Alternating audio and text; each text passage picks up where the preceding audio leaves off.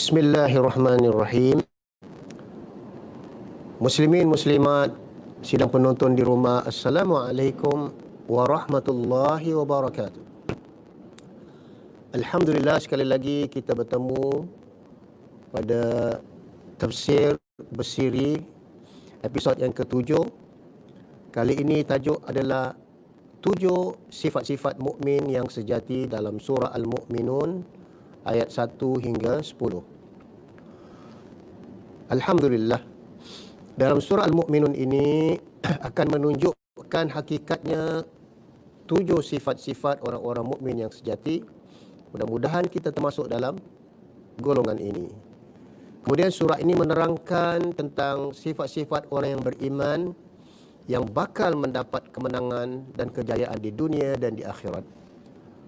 Wahai bakal penghuni syurga, Alhamdulillah, Allah Subhanahu wa taala berfirman dalam surah Al-Mu'minun, A'udzu billahi minasyaitonir rajim. Bismillahirrahmanirrahim. Qad aflahal mu'minun alladzina hum fi salatihim khashi'un والذين هم عن اللغو معرضون والذين هم للزكاة فاعلون والذين هم لفروجهم حافظون إلا على أزواجهم أو ما ملكت أيمانهم فإنهم غير ملومين فمن ابتغى وراء ذلك فأولئك هم العادون والذين هم لأماناتهم وعهدهم راعون والذين هم على صلواتهم يحافظون أولئك هم الوارثون الذين يرثون الفردوس هم فيها خالدون.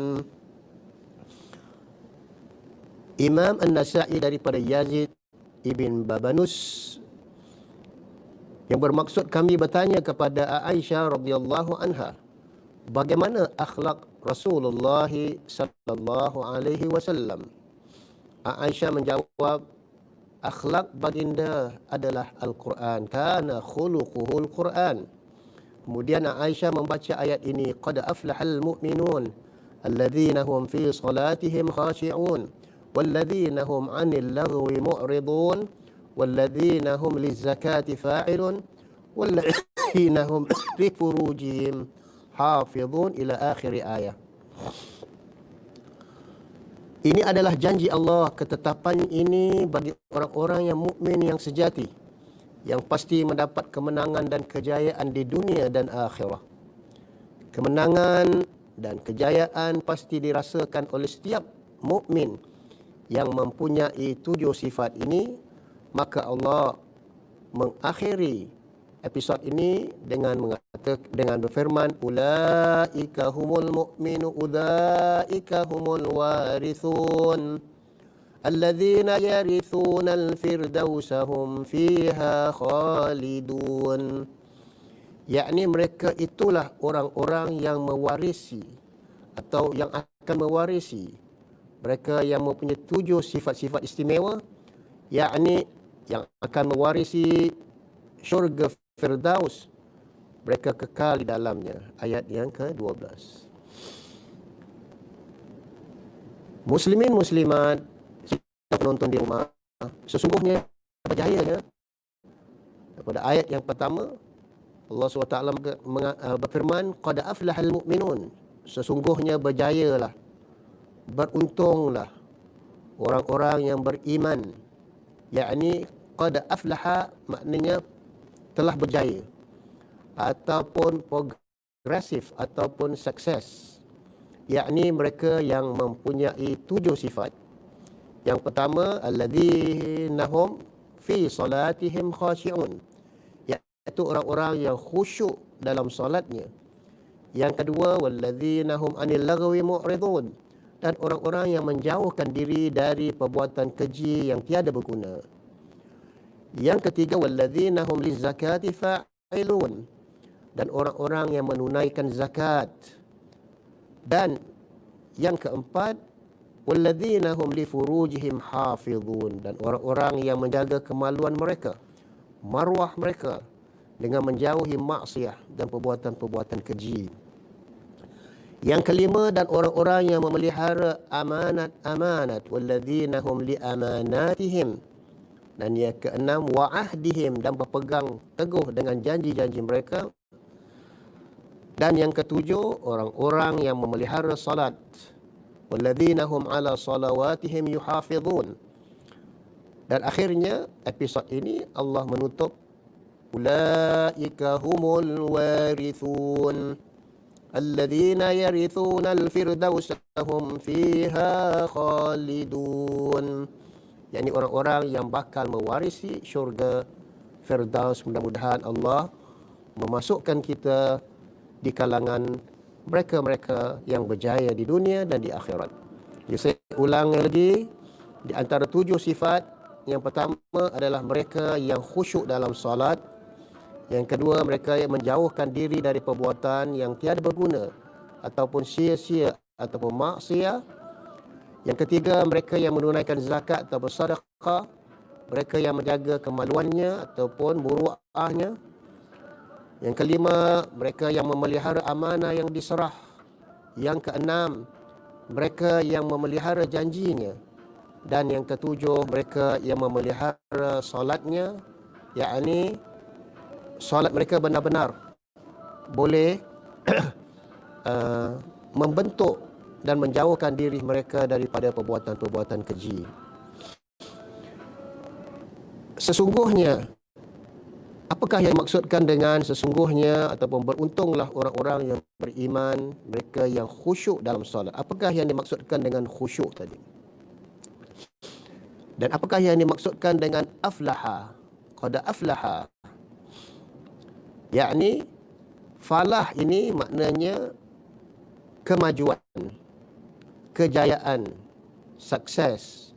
Sebagaimana kita mendengar laungan azan, hayya 'alas salah, kemudian diikuti dengan hayya 'alal falah, marilah menuju mengerjakan salat dan marilah menuju ke arah kejayaan tadi.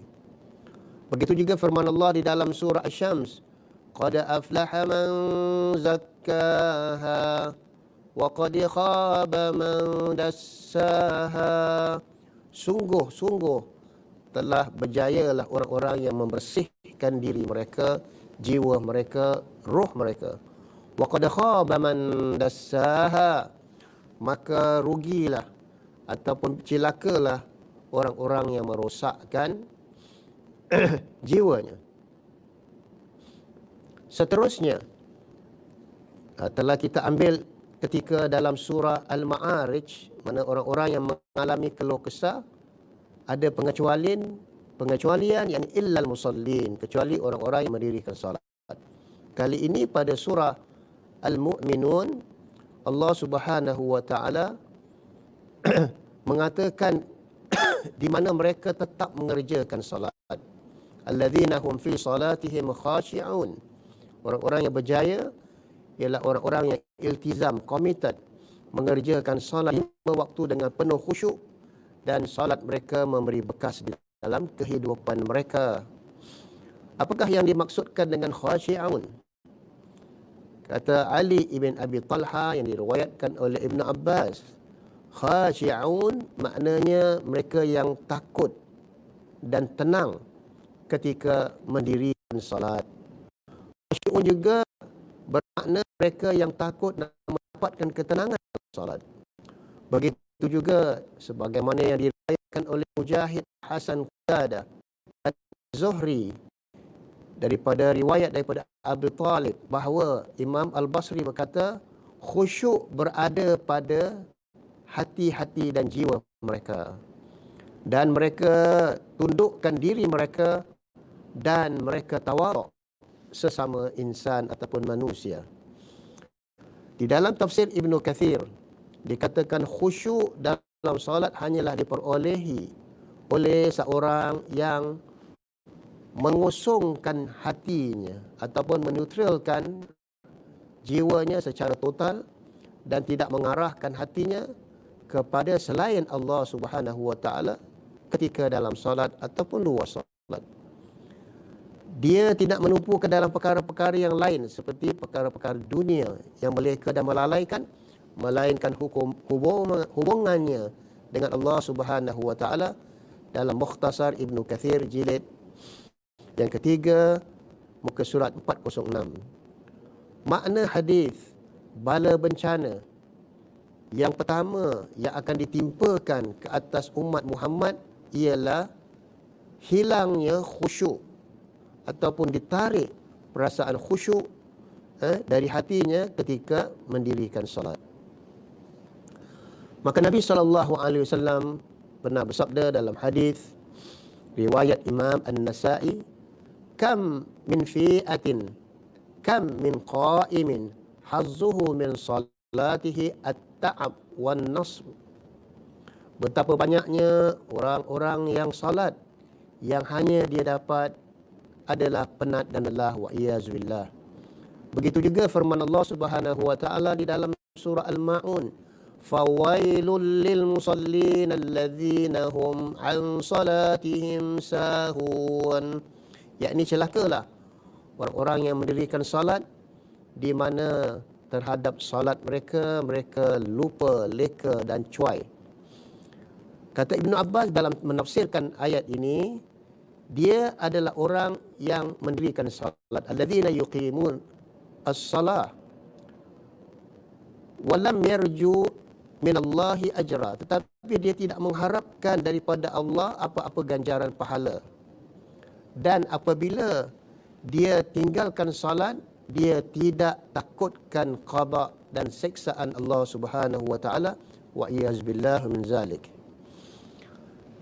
Imam Al-Ghazali rahimahullah menasihatkan kita dengan mengatakan alaqatud dunya fil qalbi tamna'u halawatal ibadah. Maknanya ikatan dunia dalam hati boleh menahan kemanisan ibadah. Maka itu Imam Al-Ghazali mengajar kita satu doa, Allahumma ja'alid dunya fi aidina wa la taj'alha fi qulubina. Ya Allah, Engkau letakkanlah dunia di tangan-tangan kami, janganlah Engkau jadikan dunia itu dalam hati-hati kami. Hadis yang diriwayatkan oleh Imam Ahmad dan An-Nasa'i dari Anas, di mana Nabi SAW bersabda, hubbiba ilayya tib wan nisa wa ju'ilat qurratu aini fis salah. Telah dijadikan bagiku ataupun telah dijadikan kesukaan bagiku, yakni wangi-wangian, tib, wan nisa dan wanita, dan salat dijadikan bagiku penyejuk mataku, yakni maknanya memberi ketenangan. Nabi SAW apabila nak mencari ketenangan, Nabi SAW akan berwuduk dan salat 2 rakaat. Begitulah keadaan kita, mudah-mudahan dalam kita menyelesaikan apa sahaja masalah kehidupan, kita berwuduk dan salat 2 rakaat, minta kepada Allah agar mendapat ketenangan. Dalam kita mendirikan salat, walaupun kita terlambat, kita tidak perlu tergesa-gesa. Sebagaimana sabda Nabi SAW, idza ataitumus salah fala ta'tuha wa antum tas'au wa'tuha wa alaikum as-sakinah fama adraktum minha fasallu wa ma fatakum fa'atimmu. Apabila kamu mendatangi salat selepas iqamah, janganlah tergesa-gesa. Datangilah salat dengan tenang dan khusyuk. Apa yang kamu dapat dari rakaat salat, teruskanlah. Apa yang tertinggal, sempurnakanlah. Jadi janganlah sampai kita berlari. Apabila mendengar bila telah iqamah, kita berlari. Kerana itu akan mengganggu orang yang tengah salat dan ia boleh membahayakan kita. Tak tahu kalau kita tersandul batu ke tembok ke, akan mengakibatkan kecelakaan. Yang kedua, Allah Subhanahu wa taala berfirman lagi, walladzina hum 'anil lagwi mu'ridun, dan mereka yang menjauhkan diri dari perbuatan-perbuatan yang tiada berguna ataupun sia-sia ataupun maksiat ataupun apa sahaja yang boleh menjurumus kepada syirik. Yakni ia meliputi yang dimaksudkan dengan lagwi, perbuatan yang tiada berguna, termasuklah kebatilan, kemaksiatan yang menyangkut perkataan, begitu juga perbuatan. Begitu juga perayaan-perayaan, pesta-pesta yang meleka dan melalaikan. Seterusnya Allah Subhanahu wa taala berfirman, "Walladzina la yashhaduna az-zur wa idza marru bil-lagwi marru kirama." Dan orang-orang yang tidak menyaksikan keburukan ataupun kepalsuan, ataupun tidak memberi saksi palsu, ataupun syirik, ataupun berdusta. Dan apabila pada perayaan-perayaan kaum musyrikin dan begitu juga perayaan yang lain.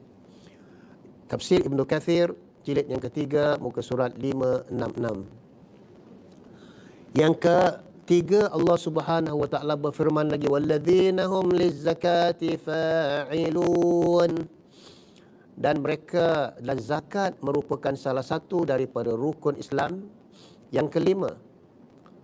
Zakat bererti zakka yuzakki, maknanya bersih, mensucikan, dan numuwah, yakni berkembang. Seseorang yang berzakat dapat membersihkan jiwanya dan mensucikan hartanya, serta hartanya akan berkembang, tumbuh, sebab itu dikatakan numuwah. Seterusnya, Allah Subhanahu wa taala berfirman dalam surah Taubah ayat 103 yang berbunyi, "Khudh min amwalihim sadaqatan tutahhiruhum wa tuzakkihim biha wa salli 'alaihim inna salataka sakanun lahum wallahu sami'un 'alim." Ambillah wahai Muhammad zakat dari sebahagian harta mereka. Dengan zakat itu ia boleh membersihkan dan mensucikan, yuzakkihim, dan doakanlah mereka. Sesungguhnya doa kamu wahai Muhammad menjadi ketenteraman jiwa bagi jiwa mereka, dan Allah Maha mendengar lagi Maha mengetahui. Berdasarkan kepada ayat ini, orang yang mengeluarkan zakat ia dapat membersihkan jiwanya daripada apa kotoran dosa dan mensucikan jiwa mereka, dan begitu juga doa Nabi sallallahu alaihi wasallam dan doa amil zakat boleh memberikan ketenteraman pada jiwa mereka. Menurut ulama, maksud tutahhiruhum ialah zakat mereka itu dapat membersihkan hati-hati mereka daripada kesan syirik ataupun bakhil, serta membersihkan tubuh-tubuh mereka dari segala macam penyakit dan bala bencana. Peranan zakat dapat membersihkan zahiran wa batinan seorang muslim yang berzakat. Begitu juga zakat. Seseorang muslim yang mengingkari kewajipan zakat ataupun kewajipan zakat dengan sengaja, maka ia boleh terkeluar daripada agama Islam. Namun jika ia mengakui kewajipan zakat namun tetap enggan dan sengaja tidak mahu keluarkan zakat, maka ia memikul dosa yang besar tetapi tidak terkeluar daripada agama Islam. Seterusnya, sifat yang keempat dalam surah Al-Mu'minun, "Walladzina hum li furujihim hafizun illa ala azwajihim aw ma malakat aymanuhum fa innahum ghairu malumin." Dan orang-orang yang menjaga kemaluannya ataupun muruahnya ataupun marwahnya kecuali terhadap isteri-isteri mereka yang apabila mereka mempunyai hajat, ataupun pada zaman dahulu mereka yang mempunyai hamba sahaya yang mereka miliki. Maka sesungguhnya dalam hal ini mereka tiadalah tercela dan berdosa. Barang siapa yang mencari sebalik perkara yang halal seperti isteri-isteri mereka, berpaling kepada maksiat, zina dan sebagainya, mereka itulah orang-orang yang melampaui batas. Dikatakan oleh Allah Subhanahu wa taala, "Walladzina hum li furujihim hafizun." Furuj ini diambil daripada perkataan faraj, kemaluan. yakni orang-orang yang memelihara faraj, kehormatan dari perbuatan haram seperti zina, liwat dan sebagainya. Mukmin yang sejati hanya mendekati isterinya yang halal, ataupun suami mereka yang sah, dan seterusnya. Kesan daripada tiga sifat yang pertama tadi, apabila peribadi seorang mukmin dapat dibina dan dibangun dan diberi benteng, jiwa, raga, roh mereka dibersihkan ketika mereka masuk di dalam lapangan masyarakat yang penuh tarikan nafsu. Dan rumah tangga bahagia yang terlepas daripada kecabulan, kecurangan dan budaya maksiat telah ditegakkan dengan pedoman dan nilai-nilai kerohanian yang bersih dan suci. Nescaya tujuan terakhir akan tercapai, negara yang bersih dan masyarakat yang bersih daripada penyakit sosial, dan negara yang adil, aman dan makmur sebagaimana kita di Singapura, alhamdulillah. Apakah hikmah dan matlamat pernikahan? Jadi Allah suruh orang-orang mukmin yang telah mampu dari segi hartanya, nafsunya dan begitu juga jiwanya, agar mendirikan rumah tangga. Kerana pertama, ia membawa pengekalan, penerusan umat manusia. Yang kedua, kestabilan rohaninya, sakinah, mawaddah dan rahmah apabila ia telah mendirikan rumah tangga. Yang ketiga, jaminan sosial dan ekonomi. Orang yang telah mendirikan rumah tangga pasti rezekinya akan bertambah dan jaminan sosialnya, dia mendapat ketenangan ketika pulang daripada kerja dan berada di samping isterinya. Yang keempat, meluaskan kaum kerabat dan zuriat. Yang kelima, keazaman untuk terus berusaha dan berkorban apabila ia telah mendirikan rumah tangga. Dan yang akhir sekali, proses pembentukan nilai-nilai yang baik dalam dirinya, keluarganya, dalam begitu juga dalam sebuah masyarakat. Seterusnya Allah Subhanahu wa taala berfirman lagi pada ayat yang ke-8, walladzina hum li amanatihim wa ahdihim ra'un. Amanah itu, kata Imam di dalam kitab Ahkamus Sultaniyah, ada dua. Yang pertama, amanah sejagat, menyeluruh, dan yang kedua, amanah peribadi. Amanah sejagat itu adalah tugas yang Allah pikulkan kepada manusia seluruhnya menjadi khalifah. Dan sebagaimana firman Allah dalam surah Al-Baqarah ayat 30, inni ja'ilun fil ardi khalifah.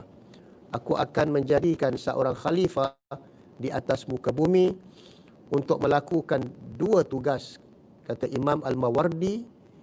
Yang pertama, iqamatud din. Yang kedua, siyasatud dunia, yakni menegakkan agama pada diri sendiri, keluarga dan begitu juga siasat dunia, mengatur dan mengurus dunia dengan segala sumber-sumbernya. Walladzina hum li amanatihim wa ahdihim ra'un.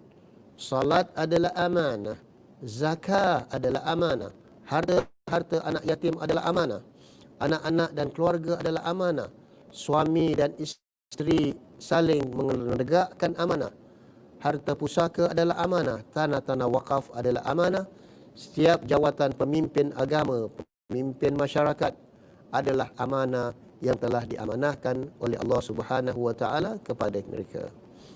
Seterusnya, apakah akibatnya apabila sesuatu amanah itu diabaikan? Maka dari itu kita lihat pada hari ini manusia terus-menerus mengalami jiwa yang tidak tenteram dan sakit jiwa, mental stress, kemurungan dan sebagainya. Walaupun mereka itu maju dari sudut material, progresif dengan sains dan teknologi, tetapi sayangnya rumah tangga mereka porak-poranda, gejala sosial korupsi, pecah amanah, dan berbagai-bagai jenayah yang berlaku kita lihat, wa iyazbillah min zalik. Maka dalam surah Al-Mu'minun ini memberi satu jaminan sama ada kepada individu ataupun keluarga ataupun masyarakat. Dan seterusnya ayat ini Allah sebut lagi sifat yang ketujuh, walladzina hum ala salawatihim yuhafizun. Jadi seolah-olah mengapa pada ayat yang pertama tadi Allah telah menjelaskan qad aflahal mu'minun alladzina hum fi salatihim khashi'un. Allah telah menyebut di antara mukmin yang berjaya adalah orang-orang yang khusyuk dalam salatnya. Tapi pada ayat yang ketujuh ini sekali lagi Allah mengulangi, yakni dan orang-orang yang memelihara salatnya. Memelihara salatnya yakni salat yang betul-betul meninggalkan bekas dan kesan. Bukan sebagaimana dalam surah Maun Allah mengatakan fawailul lil musallin alladzina hum an salatihim sahun. Maka neraka willah bagi mereka-mereka yang dirikan salat yang mana mereka itu leka, lalai, cuai, sama ada di dalam salat ataupun di luar salat. Begitu juga Ibnu Mas'ud berkata, sa'altu Rasulullah sallallahu alaihi wasallam, ayyul amali ahabbu ila Allah? Qala as-salat ala waqtiha. Qultu thumma ay? Qala birru walidain. Qultu thumma ay? Al-jihadu fi sabilillah. Aku bertanya kepada Nabi sallallahu alaihi wasallam, amalan apakah yang paling disukai oleh Allah? Beliau bersabda, solat tepat pada waktunya. Ini mereka yang iltizam, committed dengan salatnya. Aku bertanya lagi, kemudian apa? Berbuat baik kepada kedua ibu bapa. Kemudian Ibnu Mas'ud bertanya lagi, kemudian apa ya Rasulullah? Akhir sekali, al-jihadu fi sabilillah. Maka salat mengatasi segala-galanya. Alladzina hum fi salatihim khashi'un. Dan orang-orang Allah mengawali penyebutan sifat-sifat terpuji orang-orang yang beruntung dengan salat dan mengakhirinya juga dengan salat. Menurut Ibnu Katsir, kenapa diulangi sekali lagi? Hal ini menunjukkan keutamaan salat. Dan mereka itulah orang-orang yang bakal mewarisi syurga Al-Firdaus. Jadi di sinilah yang mana kita lihat as-salatu imaduddin. Salat itu adalah tiang agama. Man aqamaha aqamaddin. Barang siapa yang menegakkan salat, dia menegakkan agamanya. Man tarakaha hadamaddin. Barang siapa yang dengan sengaja meninggalkan salat, dia telah menghancurkan agamanya. Dan seterusnya Nabi sallallahu alaihi wasallam bersabda, kam min qa'imin hazzuhu min salatihi at-ta'ab wan nasab. Betapa banyaknya orang-orang yang salat namun yang hanya dia dapat adalah penat dan lelah. Dan seterusnya, mudah-mudahan kita terus bagaimana untuk kita mengekalkan 7 sifat mukmin yang berjaya ini. Yang pertama tadi, alladzina hum fi salatihim khashi'un, mereka yang khusyuk dalam salat. Yang kedua, mereka yang menjauhkan diri daripada perbuatan yang tiada berguna, sia-sia, maksiat ataupun syirik. Dan mereka yang menunaikan sedekah ataupun zakat. Yang keempat, mereka yang menjaga kemaluannya ataupun maruahnya. Yang kelima, mereka yang memelihara amanah yang diserahkan kepadanya. Yang keenam, wa ahdihim ra'un, dan mereka yang memelihara janji-janji mereka sama ada dengan Allah, sesama manusia dan masyarakat. Dan yang ketujuh, mereka adalah orang-orang yang benar-benar committed pada salat dan memelihara salat mereka sehinggalah memberi bekas di dalam kehidupan mereka dan di dalam masyarakat. Akhirnya Allah menutup episod ini dengan mengatakan ulaika humul warithun alladzina yarithuna al-firdausa hum fiha khalidun. Mereka itulah orang-orang yang akan mewarisi.